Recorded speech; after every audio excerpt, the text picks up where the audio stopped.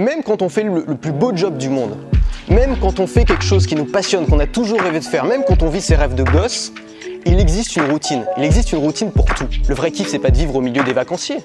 Le vrai kiff, c'est de se lever le matin à l'heure que tu veux, 9h, 10h, tu fais ta petite grasse mat, tu prends ton chien, tu vas te balader avec ton chien, et là tu croises un type en costard-cravate avec des auréoles sous les bras qui est en train de courir parce qu'il est en retard et qu'il a peur que son boss l'engueule. Et là tu le vois, et toi t'es là avec ton chien et tu te dis putain, j'ai quand même une vie cool quoi. Je pense que si on veut faire quelque chose qui a de l'impact, quelque chose dont on est fier, quelque chose qui va rester après nous, on n'a pas le choix, il faut durer. La grandeur, elle se construit sur les années. Alors moi je m'appelle Antoine, je suis entrepreneur depuis 4 ans. C'est la 4e année que je suis invité pour participer au WED. Je gagne ma vie en vendant des formations pour aider les gens à vivre de leur contenu. Et ce que j'ai fait pendant mes 3 dernières présentations, c'est que j'ai parlé de ça. J'ai parlé de comment créer une boîte, comment vivre de cette activité. J'ai essayé d'envoyer du rêve. C'est aussi ce que je fais sur ma chaîne YouTube, c'est ce que je fais dans mes mails quotidiens. Mais aujourd'hui, j'ai pas envie de faire ça parce que simplement, alors je vais mettre le titre de ma conférence, ça sera mieux. J'ai pas envie de faire ça simplement parce que j'ai déjà fait. J'ai envie de parler de ce qu'il y a après.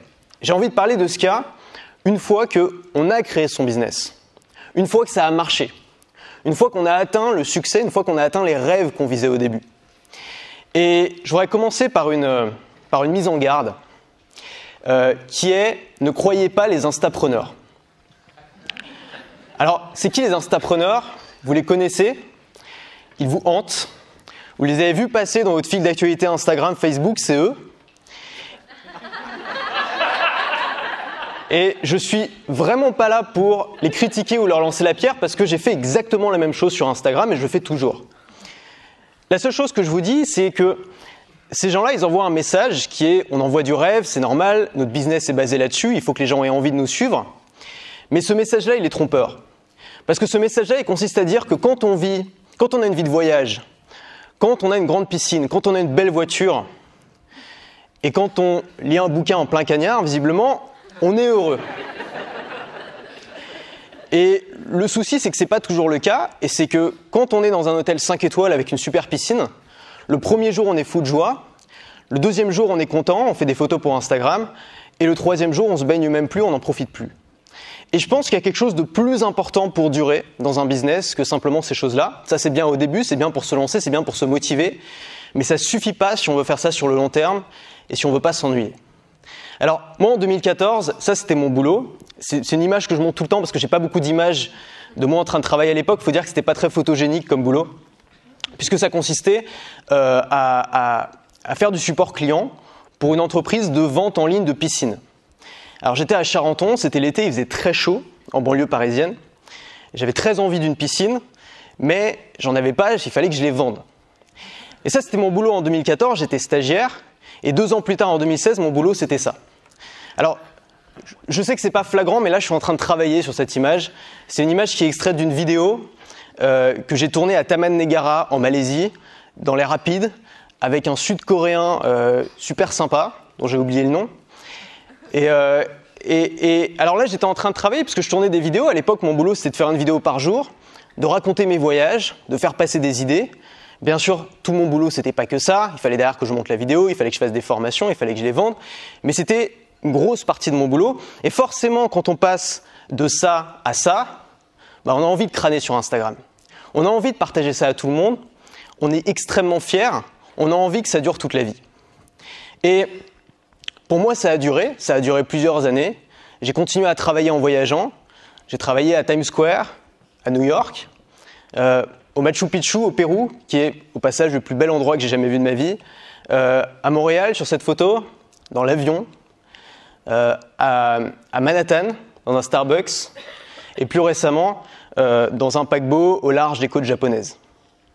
Et pendant ce temps, forcément, j'ai kiffé, c'était cool, mais ce que je me suis rendu compte, c'est qu'au bout d'un moment, je me suis retrouvé dans une situation où j'avais atteint les objectifs que je voulais avoir au début. Mon premier objectif, c'est d'avoir 100 000 abonnés sur... Alors, non. Mon tout premier objectif, c'est de vivre de ma passion. Cet objectif, j'ai eu la chance de l'atteindre en quelques mois quand je me suis lancé à plein temps. Mon deuxième objectif, c'est d'atteindre 100 000 abonnés sur YouTube. Et cet objectif-là, je l'ai atteint très lentement, au bout de 3 ans. Comme on voit sur la courbe, c'était très linéaire. Et bizarrement, quand je l'ai atteint, c'était pas du tout pareil que quand je l'ai visé. Je ne ressentais pas du tout ce que je pensais ressentir. Et je me suis retrouvé un petit peu dans un état où j'étais dans la routine. Ça veut dire que même quand on fait le plus beau job du monde, même quand on fait quelque chose qui nous passionne, qu'on a toujours rêvé de faire, même quand on vit ses rêves de gosse, il existe une routine. Il existe une routine pour tout. La routine, c'est le principe que quand on fait la même chose tous les jours, ou quelque chose qui ressemble à la veille tous les jours, il y a un moment où c'est plus aussi excitant que le début. Il y a un deuxième phénomène qui est apparu, c'est la stagnation. Et ça, c'est terrible. Parce qu'au début, on est en hyper-croissance. C'est-à-dire que quand on a un abonné sur YouTube et qu'on en a un deuxième, on a doublé son nombre d'abonnés. Et c'est très facile de doubler son nombre d'abonnés quand on débute. Ou doubler son chiffre d'affaires. On passe de 500 € à 2000 €, on a multiplié par 4 son chiffre d'affaires. Mais une fois qu'on a atteint un plateau, une fois qu'on a atteint des résultats qui sont très importants ou des résultats qu'on n'aurait pas pensé avoir, évidemment, on arrête de doubler. C'est beaucoup plus difficile de doubler. On progresse lentement, ou on stagne, voire on est en décroissance. Et ça, c'est quelque chose de nouveau. C'est quelque chose qu'on ne vivait pas ça au début, puisqu'au début, on était en hyper-croissance. Au début, on ne peut que progresser. Même quand on n'a rien, même quand on débute, on a 3 abonnés sur YouTube, il y a peu de chances qu'on passe à 2. Il y a plus de chances qu'on passe à 4. Donc on progresse, et au bout d'un moment, on finit par stagner. Et puis bien sûr, il y a la fatigue. Parce que quand on fait des vidéos tous les jours, au bout d'un moment, c'est fatigant. Il y en a peut-être qui ont testé. Moi, c'est quelque chose que j'encourage beaucoup de gens à le faire parce que c'est un bon moyen de devenir bon rapidement en vidéo et de se tester directement au marché. Mais évidemment, il y a des jours où tu te lèves le matin, tu n'as pas envie d'en faire une. Toute la journée passe, tu as ce poids au-dessus de la tête, le soir il arrive, tu n'as pas fait ta vidéo, tu dois te forcer. Et quand on se force à faire quelque chose, c'est difficile de le faire bien et c'est difficile de ne pas être épuisé. Et puis bien sûr, il y a l'élévation des normes. Ça aussi, c'est très vicieux, l'élévation des normes. Le principe de l'élévation des normes, c'est tu as 20 ans, tu n'as pas d'argent, tu voyages pour la première fois de ta vie en Asie, tu vas dans des auberges jeunesse à 5 € la nuit. Alors, c'est un peu rustique, c'est pas ce qu'il y a de plus confortable, mais ça va, c'est bien, tu te fais des potes, c'est cool, c'est suffisamment confortable pour toi parce que tu as 20 ans et tu n'as pas l'expérience d'autre chose. Ensuite, tu gagnes un petit peu d'argent sur Internet, tu commences à avoir des vraies chambres d'hôtel, 15-20 € la nuit, c'est assez cool, tu as un petit peu de confort, c'est rudimentaire mais tu as ce qu'il faut. Et puis tu commences à bien gagner ta vie et tu dis je le mérite. Tu te prends des chambres d'hôtel à 50, 100 € la nuit, parfois 200, parfois tu te fais des grands kiffs, tu vas dans un hôtel 5 étoiles à 500 € la nuit. Et ce que tu te rends compte, c'est que même si au début, tu es super excité et c'est super cool, il y a toujours un moment où tes normes s'élèvent. Ça veut dire qu'il y a un moment où tu ne supportes plus l'auberge jeunesse, où tu ne supportes plus la chambre d'hôtel à moins de 50 € la nuit, et où la chambre d'hôtel à 120 € la nuit, ça devient ta norme. Et ça devient exactement finalement la même chose que quand tu étais au début et que tu allais dans une auberge jeunesse. Ça, c'est l'élévation des normes. Et la dernière chose, c'est l'ennui. Et l'ennui, il apparaît justement quand on vit tout ça, quand on vit la routine, la fatigue, la stagnation, l'élévation des normes. On a l'impression qu'on n'a plus les challenges qu'on avait au départ et on commence à s'ennuyer. Alors, j'ai réfléchi à quelque chose, je me suis dit finalement toutes ces choses-là, ça ressemble à un mariage. L'entrepreneuriat, c'est un peu comme un mariage. Pourquoi ? Parce qu'il y a plusieurs phases. La première phase, c'est le coup de foudre. Alors c'est la meilleure. C'est la phase où on découvre le truc. Moi, ça s'est passé en 2012. J'ai découvert qu'il y avait des blogueurs qui gagnaient leur vie avec leur blog. Je me suis dit, ces mecs-là ont le meilleur job du monde. Je veux faire ça. C'est un job qui est fait pour moi. Coup de foudre immédiat. J'ai tout fait pour créer mon truc. Au bout de 3 ans, j'en vivais. Il m'a quand même fallu 3 ans pour y croire. Au bout de 3 ans, j'en vivais. Coup de foudre. La deuxième chose, c'est la demande en mariage. Alors ça, c'est un moment un petit peu naïf, mais une naïveté nécessaire. On a le sentiment que parce que les premiers jours ont été idylliques, si on vit ces jours-là pendant 20 ans, pendant 30 ans, ce sera tout aussi idyllique. On pense que le fait de répéter une bonne journée, tous les jours, ça va faire une bonne vie. Sauf que malheureusement, l'être humain, il est un petit peu plus complexe que ça. La troisième phase, c'est la meilleure, c'est la lune de miel. C'est le moment où tout va bien, on est en hyper-croissance, on a des super résultats, on s'éclate dans son boulot, on atteint les rêves qu'on avait au début, on a envie que ça s'arrête jamais. Le problème, c'est que les lunes de miel, ça ne dure jamais éternellement et on arrive à la quatrième phase, qui est la routine. Cette fameuse phase où on a l'impression qu'on a fait le tour de notre sujet, qu'on a compris tous les tenants et les aboutissants de notre boîte, qu'on ne sait plus vraiment comment croître, on n'a plus l'excitation des débuts, on a élevé nos normes. Et le danger de la routine, c'est que si on ne fait rien, si on laisse la routine s'installer, on arrive à la cinquième phase qui est le divorce. Alors, heureusement, le divorce, ça ne touche pas tous les mariages, mais ça touche beaucoup de mariages. Et je ne sais pas si, comme moi, vous avez déjà vu un vieux couple dans la rue, des gens qui ont, 80 ans, qui se tiennent encore la main, mais il y a toujours une sorte de poésie là-dedans et on se dit, ils ont réussi, ils ont tenu le coup. ils ont vaincu la routine. Et je me suis posé la question, finalement, est-ce qu'on peut vaincre cette routine-là aussi dans son business? Alors, c'est quoi le divorce pour un business? Il y a deux façons de divorcer.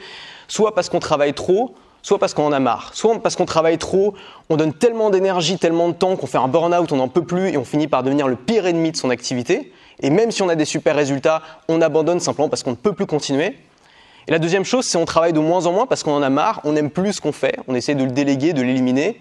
Au final, quand on fait quelque chose sans plaisir, on finit par mal le faire, on a des résultats qui baissent et on finit par faire faillite. Ou alors par avoir des résultats qui baissent tellement qu'on préfère arrêter. Ça, c'est le divorce. Alors, comment éviter un divorce quand on a un business? J'ai essayé de réfléchir en me disant, ok, est-ce qu'il n'y a pas un moyen de faire en sorte que ça dure? Alors, pourquoi avoir un business qui dure? Parce qu'il y en a peut-être qui vont me dire, ok Antoine, est-ce que c'est vraiment un problème de divorcer de son business?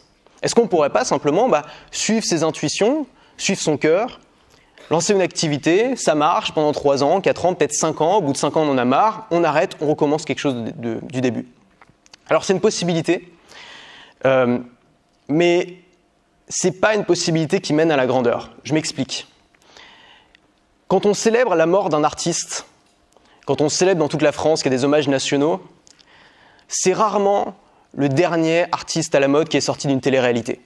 Même si ces gens-là font beaucoup parler d'eux, c'est pas ce qui dure, c'est pas ce qui crée quelque chose de fort, de puissant qui résistera à leur mort. Ce qui crée quelque chose de fort, de puissant qui résistera à leur mort, c'est les gens qui arrivent à tenir, qui arrivent à bâtir une carrière qui dure 10 ans, 20 ans, 30 ans, parfois 40 ans, 50 ans.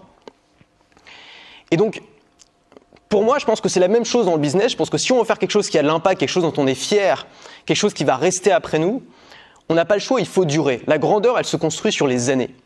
Donc moi, j'ai une obsession pour ça, pour les business qui durent, et je me suis rendu compte qu'un des plus gros dangers, c'était pas de ne pas réussir son business, c'était de le réussir et d'en avoir marre, et devenir ennemi de son business. Et donc, je me suis posé la question, le secret d'un business qui dure, finalement, c'est peut-être la même chose que le secret d'un couple qui dure, d'un mariage qui dure. Et c'est quoi le secret d'un mariage qui dure? Il y a 4 choses, on les connaît, ces choses-là. La première chose, c'est l'affection. S'il n'y a pas d'affection entre deux personnes, c'est difficile de tenir sur la durée. On ne s'aime plus, finalement, on n'a plus envie de passer du temps ensemble. La deuxième chose, c'est le respect. S'il n'y a pas de respect dans le couple il est toxique. Alors, on peut continuer à s'aimer, mais il y a un jour où ça va se casser, forcément. La troisième chose, c'est le sexe. On sait tous qu'il faut que ça dure, sinon c'est compliqué. Et la quatrième chose, c'est la surprise. Et la surprise, c'est très difficile une fois qu'on connaît par cœur la personne qu'on a en face de soi. Alors, comment avoir l'affection, le respect, le sexe, la surprise? Non pas dans son mariage, mais dans son boulot. Commençons par l'affection. Pour moi, l'affection, aimer son boulot, ça veut dire exactement ce que cette image représente. Alors ça, c'était l'hiver dernier. L'hiver dernier. Alors j'ai mis Paris-Tokyo, en fait, c'était pas Paris-Tokyo. J'allais à Bali, c'était Paris suivi d'une escale dont j'ai oublié le nom. Et j'avais pris des billets en business pour la première fois de ma vie, je me suis fait ce kiff. Et là, j'étais en train d'écrire un mail, j'étais en train de travailler avec de la musique dans les oreilles, et j'étais dans ce qu'on appelle le flow. Ça veut dire que j'avais une infinie reconnaissance, à la fois dans ce que mon boulot pouvait m'apporter, mais aussi simplement dans le fait de travailler. J'aimais ce que je faisais. Ça, c'est aimer son travail. Et comment on fait pour aimer son travail? Beaucoup d'entrepreneurs passent 90% de leur temps sur des tâches qu'ils n'aiment pas, pour seulement 10% de leur temps sur les tâches qu'ils aiment. Aimer son travail, ça veut dire réussir à inverser le processus, passer 90% du temps sur des tâches qu'on aime et 10% du temps sur les tâches qu'on n'aime pas. Et comment on fait ça? C'est un travail de tous les jours. On élimine, on délègue, on supprime, ou on transforme les tâches difficiles en un jeu. La deuxième chose, c'est d'aimer sa vie. Alors ça peut paraître très con dit comme ça. Aimer sa vie, c'est quoi? C'est se lever le matin. Le mieux, c'est que je donne une image. Moi, je vis à Paris, dans le 5e arrondissement, et parfois les gens me disent « Mais attends mec, t'es digital nomade. Qu'est-ce que tu fous à Paris? Tu devrais voyager à plein temps, aller vivre sous les cocotiers, aller vivre au soleil. Qu'est-ce que tu fous à Paris au milieu du métro boulot dodo ?» Et moi, à chaque fois, ce que je réponds, c'est « Mais attends, moi, je prends pas le métro. Déjà, je vis dans le centre de Paris. Et le vrai kiff, c'est quoi? Le vrai kiff, c'est pas de vivre au milieu des vacanciers. Le vrai kiff, c'est de se lever le matin à l'heure que tu veux, 9h, 10h, tu fais ta petite grasse mat, tu prends ton chien, tu vas te balader avec ton chien, et là, tu croises un type en costard-cravate avec des auréoles sous les bras qui est en train de courir parce qu'il est en retard et qu'il a peur que son boss l'engueule.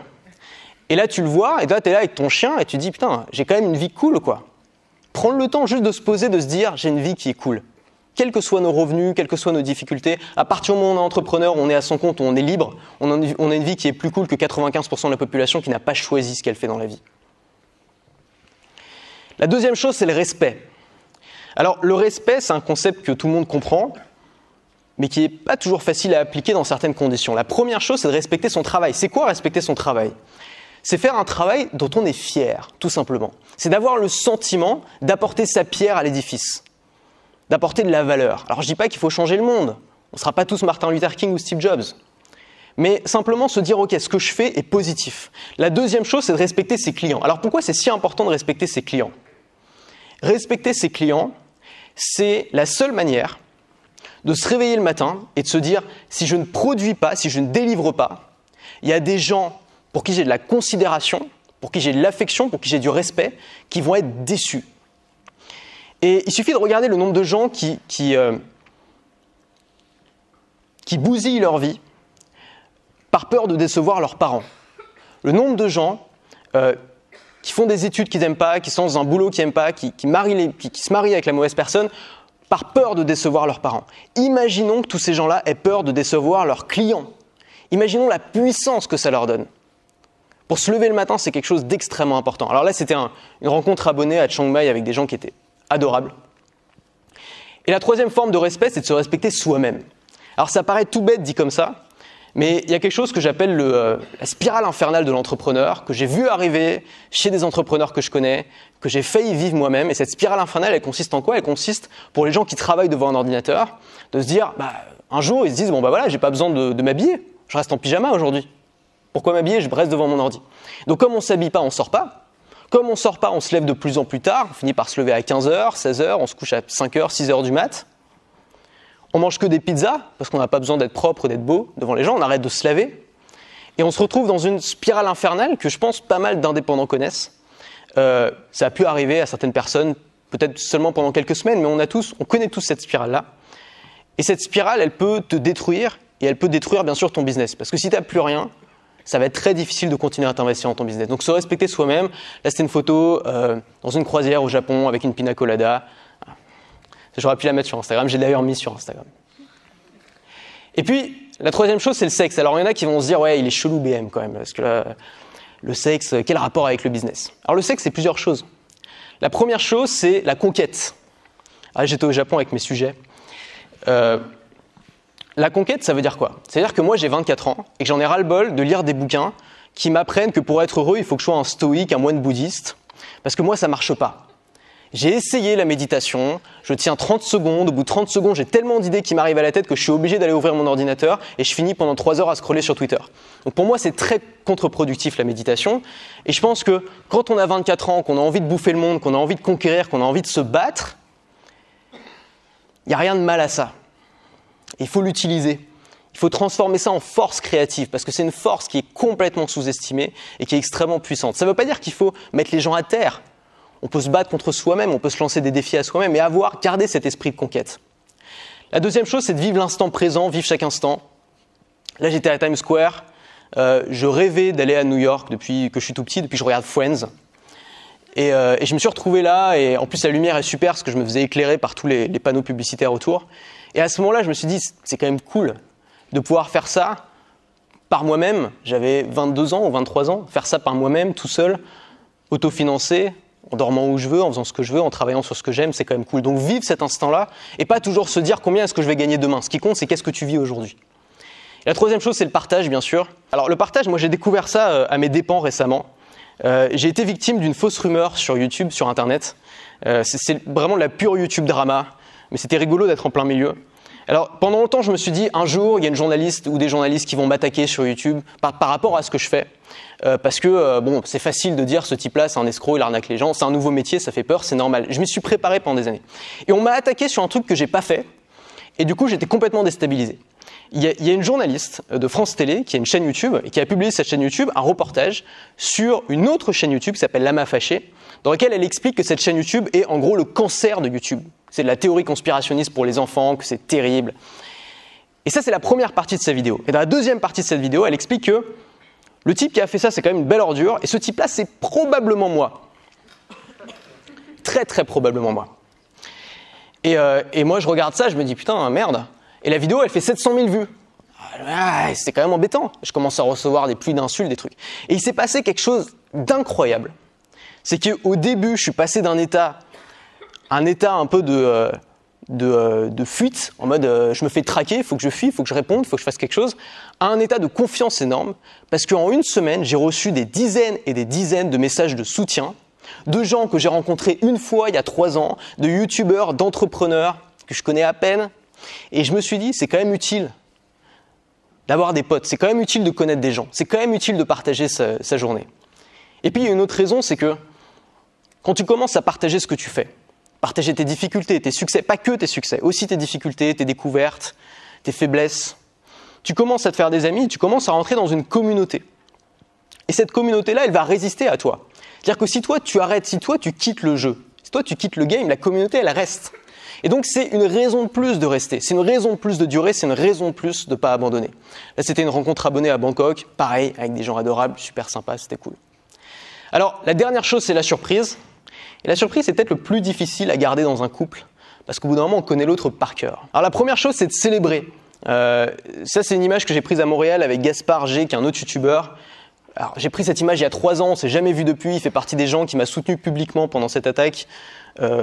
Et je pense que quand on a des succès, quand on a même un petit succès, il faut célébrer même un petit peu. Il faut célébrer à sa façon. C'est-à-dire qu'on n'est pas obligé d'être en mode le loup de Wall Street, on prend la coke, c'est la folie. Non, on peut célébrer tranquille. On peut mettre de la musique chez soi, danser, on peut s'ouvrir une bouteille de champagne, on peut célébrer seul, on peut célébrer avec des gens. Mais célébrer ses victoires et le faire tout le temps, même quand on est habitué aux victoires. La deuxième chose, c'est tester de nouvelles choses. Et ça, c'est quelque chose qui a toujours été très important pour moi. J'aime beaucoup la nouveauté.